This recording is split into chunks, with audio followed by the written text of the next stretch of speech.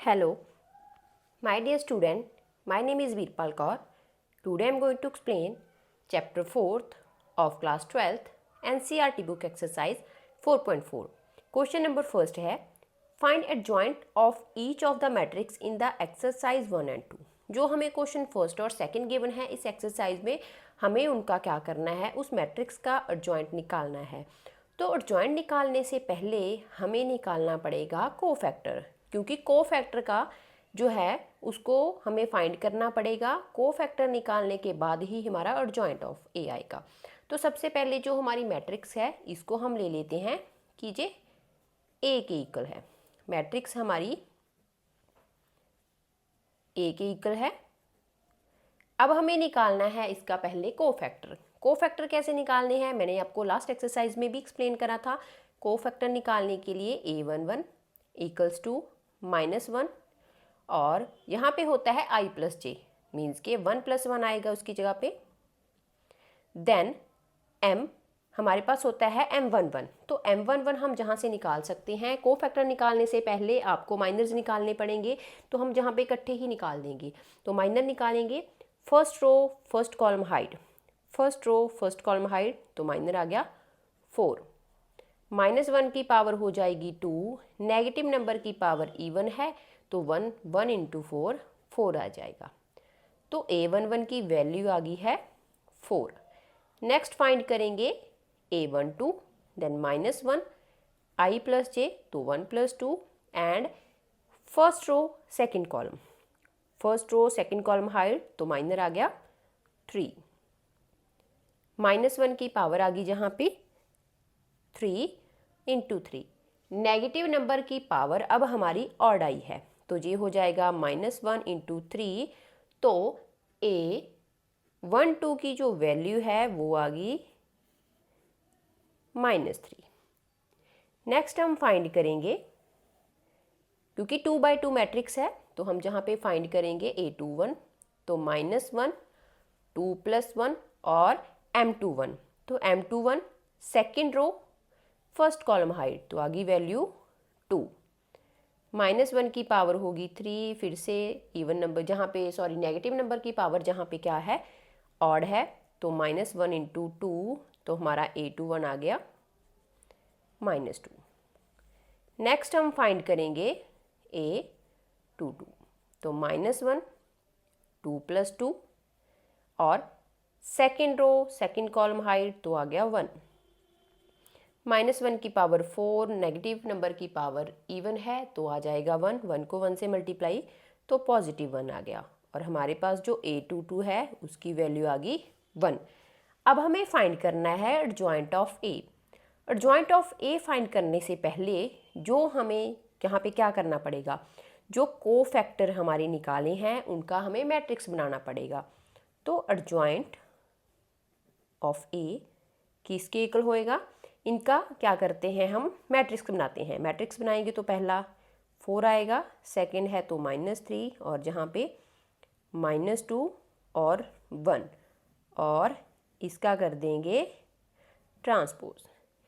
Cofactor का हमें transpose करना पड़ेगा। कोफैक्टर का ट्रांसपोज करेंगे तो क्या हो जाता है, ट्रांसपोज में हम क्या करते होते हैं, जो हमारी रो होती है वो कॉलम बन जाती है। तो एडजॉइंट ए किसके इक्वल आ जाएगा, तो 4 आ जाएगा जहाँ पे -3 और जहाँ पे -2 और 1, तो ये आ गया एडजॉइंट ऑफ ए। अब हमारे पास जहाँ पे एक ट्रिक भी होती है, वैसे हम क्वेश्चन मेथड से ही करते हैं पर हमारे पास एक ट्रिक भी होती है। अगर हम एडजॉइंट ऑफ ए देखें और हमारी ए मैट्रिक्स देखें, वहाँ पे क्या है, डायगनली अगर हम देखें, डायगनली जहाँ पे 1 और 4 था जहाँ पे आ गया 4 1 और जहाँ पे इन नंबरों के आगे लग गया नेगेटिव साइन। तो 2/2 मैट्रिक्स निकालने में, जो मैट्रिक्स होती है उसका एडजॉइंट निकालने में ये होती है शॉर्ट ट्रिक। शॉर्ट ट्रिक से आप निकाल भी सकते हो, बट अगर हमारा क्वेश्चन है वो हमें मेथड से ही सॉल्व करना पड़ेगा। ट्रिक्स कहीं कहीं यूज़ होती हैं बट ये 2/2 स्क्वायर मैट्रिक्स के ऊपर हो जाएगी।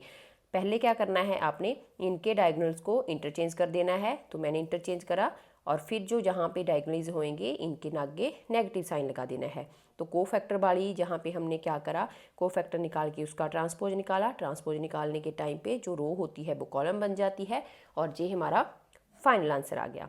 इसको दोबारा से देख लेते हैं। हमें फाइंड करना था एडजॉइंट। एडजॉइंट फाइंड करने से पहले हमने क्या करा, इसको मैट्रिक्स का नाम दे दिया कि ये किसी ए के इक्वल है। तो ए के इक्वल है। अब हमें निकालने पड़ेंगे कोफैक्टर। कोफैक्टर निकालने से पहले हमें क्या करने पड़ते हैं, माइनर्स भी निकालने पड़ते हैं, बट मैंने साथ में ही जहाँ पे माइनर्स मैं फाइंड करती गई और वैल्यू पुट करती गई। तो पहले A11 चाहिए था, फॉर्मूला लगाया -1 i+j और MIj। तो first row first column hide तो 4 आ गया, मल्टीप्लाई करा। ऐसे ही मैंने चारों कोफैक्टर्स निकाले। कोफैक्टर निकालने के बाद एडजॉइंट ऑफ निकालना होता है। तो एडजॉइंट ऑफ के कैसे निकलता है, पहले हमने जो कोफैक्टर्स निकाले हैं उससे हम क्या बनाते हैं, जहाँ पे मैट्रिक्स बनाते हैं। मैट्रिक्स बनाने के बाद हम उसका ट्रांसपोज कर देते हैं। ट्रांसपोज कैसे करना है वो इजी है, रो कॉलम बन जाएगी। वही मैंने करा, ये रो थी ये कॉलम बन गई, सेकेंड रो सेकेंड कॉलम बन गई। तो ऐसे ही हमारा 2x2 मैट्रिक्स का एडजॉइंट हमने फाइंड कर लिया है। शॉर्ट ट्रिक मैंने आपको बता दी है कि ये इंटरचेंज हो जाती हैं, ये वाला डायगोनल और इनके आगे नेगेटिव साइन आ जाता है। अब हम चलते हैं इसके सेकंड क्वेश्चन के ऊपर। Question number second, 3x3 matrix हमें गिवन है। हमें जहाँ पे क्या करना है, इसका एडजॉइंट निकालना है। तो एडजॉइंट निकालने से पहले हमें क्या करना पड़ेगा, कोफैक्टर्स निकालने पड़ेंगे। पहले हम इसको नाम दे देते हैं कि ये ए के इक्वल है। 1 2 -2 -1 3 0 2 5 एंड 1। पहले कोफैक्टर निकालेंगे, कोफैक्टर निकाल के मैट्रिक्स बनाएंगे, फिर उसका ट्रांसपोज कर देंगे। तो फाइंड करते हैं पहले A11। तो -1 1 + 1। A11 फाइंड करना है, first row first column hide बाकी का डिटर्मिनेंट 3 5 0 1। क्रॉस मल्टीप्लाई कर देंगे जब डिटर्मिनेंट निकालते हैं स्क्वायर मैट्रिक्स का। तो -1 की पावर आ गई 2, 3 को 1 से मल्टीप्लाई करेंगे 3, 0 × 5 0 हो जाएगा। तो ये आ गया 3। नेगेटिव नंबर की पावर इवन थी 1 आ गया, 1 को 3 से मल्टीप्लाई 3। तो A11 की वैल्यू आ गई है 3। नेक्स्ट हम फाइंड करेंगे A12। First row second column hide -1 1 + 2 लिखेंगे। First row second column hide बाकी के एलिमेंट्स का डिटर्मिनेंट। तो -1 2 + 1 3, क्रॉस मल्टीप्लाई कर देंगे 2 1 = 2, negative sign 5 2 = 10 but negative sign के साथ। नेगेटिव नंबर की पावर ऑड है तो -1 और 2 माइनस प्लस और ये दोनों हो जाएंगे 12। देन A12 की वैल्यू आ गई है -12।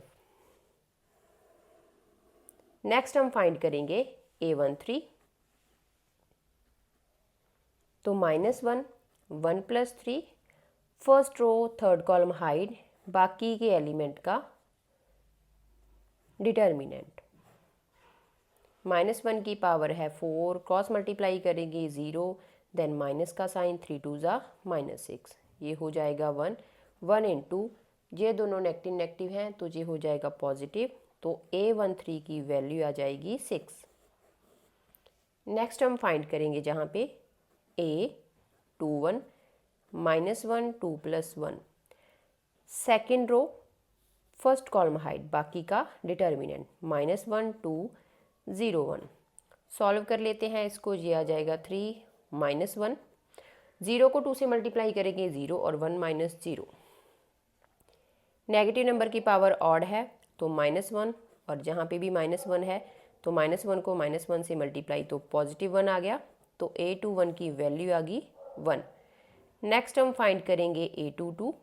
तो -1 2 + 2, second row second column hide बाकी का डिटर्मिनेंट, क्रॉस मल्टीप्लाई कर देंगे -1 की पावर 4, ये आ जाएगा 1 नेगेटिव साइन और -4 2 2 = 4। नेगेटिव नंबर की पावर इवन है तो 1 और 1 + 4 5। तो A22 की वैल्यू आ गई है 5।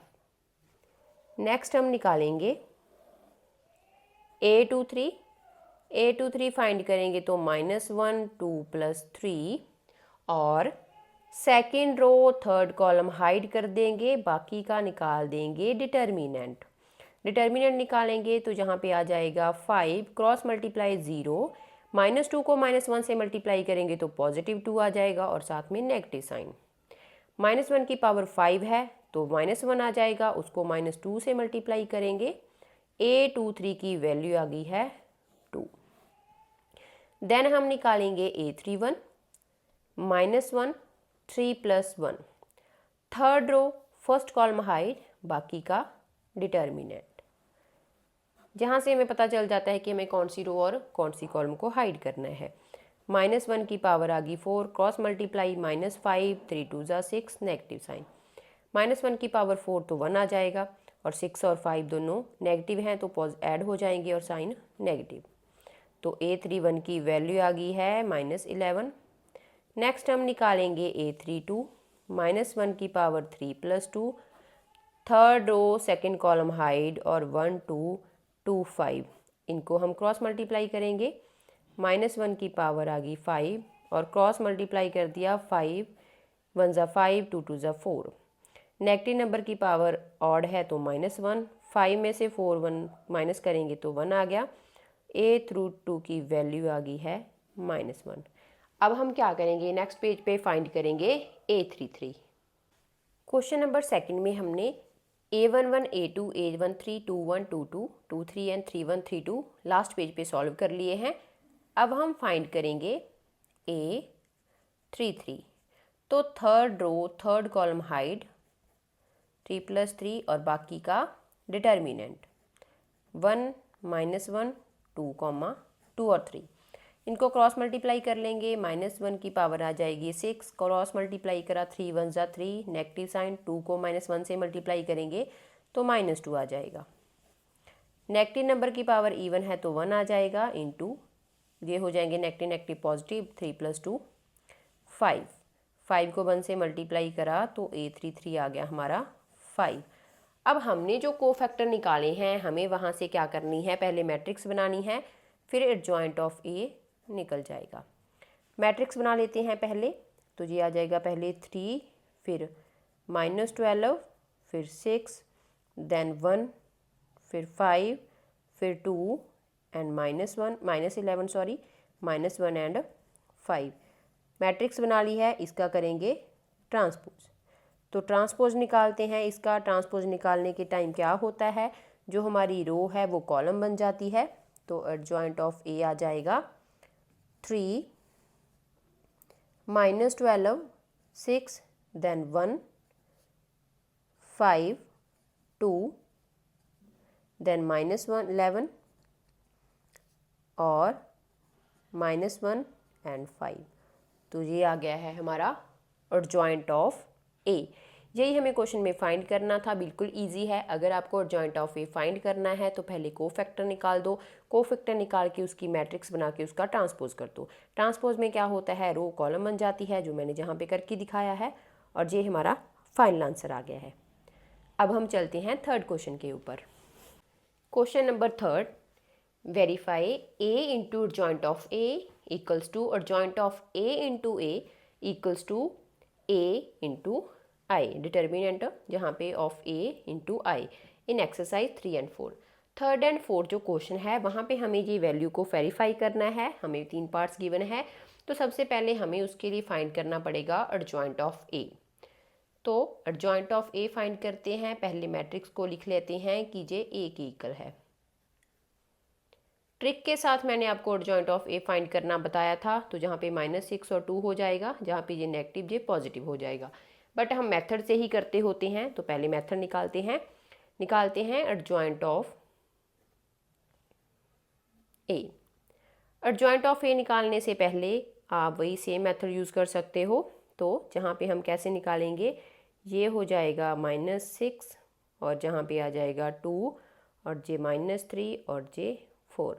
या फिर आप क्या करो, इसके कोफैक्टर्स निकाल के वैसे कर लो। तो हमारे पास 2/2 मैट्रिक्स का था, वहाँ पे हमारी ये ट्रिक काम कर जाती है, तो हमने निकाल लिया। अब हम निकालेंगे ये वाला पार्ट, डिटर्मिनेंट ऑफ A। पहले निकालते हैं, फिर सारी वैल्यूज़ वहाँ पे देखेंगे कि सिंगल सिंगल की पुट करके फिर एंड पे लिखेंगे कि जो इक्वल है या नहीं है। तो वो निकालने के लिए हम क्या करेंगे, जहाँ पे निकालेंगे इनका मॉड ऑफ या फिर जहाँ पे डिटर्मिनेंट ऑफ ए फाइंड करेंगे। तो डिटर्मिनेंट ऑफ ए फाइंड करने के लिए हम क्या करेंगे, हमारे पास ए है तो क्रॉस मल्टीप्लाई कर देंगे। तो क्रॉस मल्टीप्लाई करेंगे 6 2 ज़ा 12 माइनस देन माइनस का साइन, 4 3 ज़ा 12 नेगेटिव साइन, -12 एंड +12 हो गए। तो डिटर्मिनेंट ऑफ ए किसके इक्वल आ गया, 0 के इक्वल आ गया और जॉइंट हमने निकाल रखा है। अब हम क्या करेंगे, वैल्यू पुट करेंगे पहले यहाँ पे a इंटू जॉइंट ऑफ ए है, तो a इंटू और जॉइंट ऑफ ए हमें फाइंड करना है। पहले a लिख लेते हैं 2 3 -4 -6, देन अर्जॉइंट ऑफ ए है हमारे पास -6 -3 4 एंड 2। फाइंड करते हैं वैल्यूज़। तो ये मल्टीप्लिकेशन में है, फर्स्ट एलिमेंट फर्स्ट के साथ, देन फिर फर्स्ट सेकंड सेकंड के साथ। यहाँ पे आ जाएगा 6 2 ज़ा 12 नेगेटिव साइन, बीच में होता है प्लस का साइन, 3 4 ज़ा 12, देन फर्स्ट को फर्स्ट के साथ मीन्स के फर्स्ट रो को फर्स्ट कॉलम के साथ, फर्स्ट रो को सेकंड कॉलम के साथ। 3 2 ज़ा 6 -6, 3 2 ज़ा 6 बट पॉजिटिव साइन होता है बीच में, ऐड करते हैं हम इनको। 6 4 ज़ा 24, देन 6 4 ज़ा 24, बीच में पॉजिटिव साइन होता है, पॉजिटिव नेगेटिव नेगेटिव हो जाएंगी। देन 4 3 ज़ा 12, 6 2 ज़ा 12, पॉजिटिव नेगेटिव नेगेटिव। अब ये क्या बन जाएगा, जहाँ पे कट जाएंगे 12 में से 12 माइनस करेंगे 0 0 0 एंड 0। तो इसको, ये हमारा 0 के इक्वल आ गया, तो इसको मान लेते हैं first. Then second, adjoint of ए को मल्टीप्लाई करना है ए से, अर्जॉइंट ऑफ ए को मल्टीप्लाई करना है ए से। अर्जॉइंट ऑफ ए जहाँ पे लिख लेते हैं -6 -3 4 2।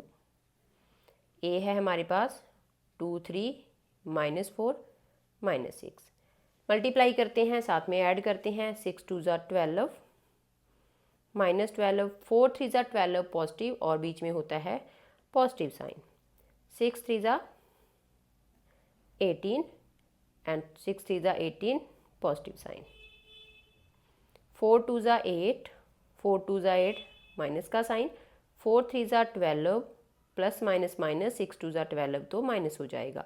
तो ये भी हमारे पास क्या आ जाएंगे 0 0 0 एंड 0 इक्वल्स टू, इसको हम मानेंगे सेकेंड। थर्ड में हमारे पास क्या है, जो हमारे पास डिटर्मिनेंट को निकाला है उसको हमें आई से मल्टीप्लाई करना है। तो जहाँ पे लिखते हैं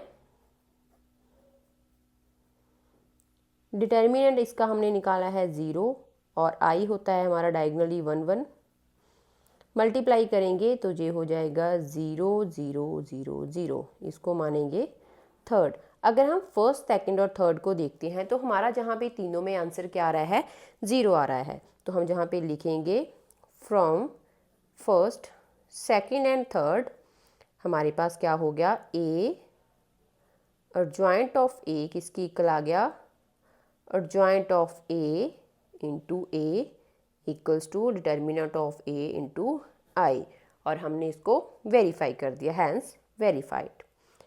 दोबारा से देख लेते हैं, हमें जहाँ पे वेरीफाई करनी थी ये वाली वैल्यूज़, वो वेरीफाई करने से पहले हमने क्या करा है, वो वैल्यूज़ निकाली हैं। अर्जॉइंट ऑफ ए निकाल लिया, फिर हमने डिटर्मिनेंट ऑफ ए भी निकाल लिया, फिर जहाँ पे फर्स्ट में वैल्यू पुट करी, सेकंड में वैल्यू पुट करी, मल्टीप्लाई करा, थर्ड में करी, तो तीनों में हमारा आंसर सेम आ रहा है और यही हमें इस क्वेश्चन में वेरीफाई करना था।